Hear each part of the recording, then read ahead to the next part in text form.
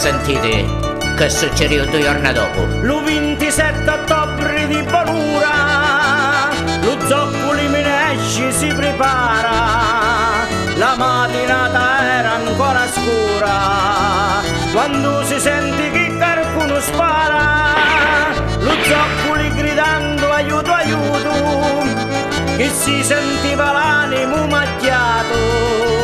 Chi è che succede un taglio minuto?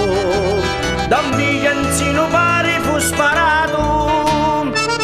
Gridando aiuto, aiuto, m'ammazzarono. Ali carabinieri che accorrero, fu Peppo Mussolini, non ci gridarono, le infame, le carogne, sangue nero.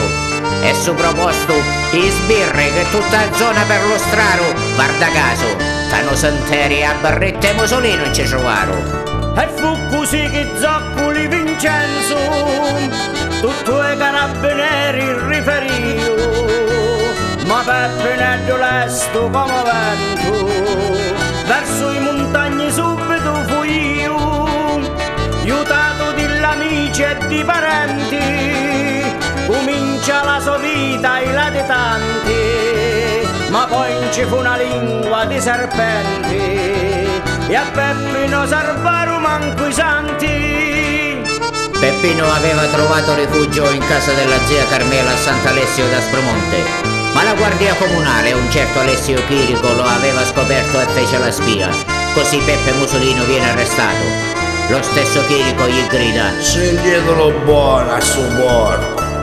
E a notte stessa lì carabinieri, a casa tutta quanta circondaro, si aprono le porte di galeri, a Peppe Mussolino l'arrestarono, ci misero li ferri e li catini, e lo stringirono come a un salami, usando un cibugliva in tale vini, virendo a facci due carogne infami, poi verso la caserma lo trascinarono, e Peppinello tenne un cuore nero, all'indomani o carcere lo portarono, o carcere di Riggio lo chiudirono, ma in taglia cella non ci resistiva, stare rinchiuso non lo sopportava, a cunci dava e a cunci prometteva,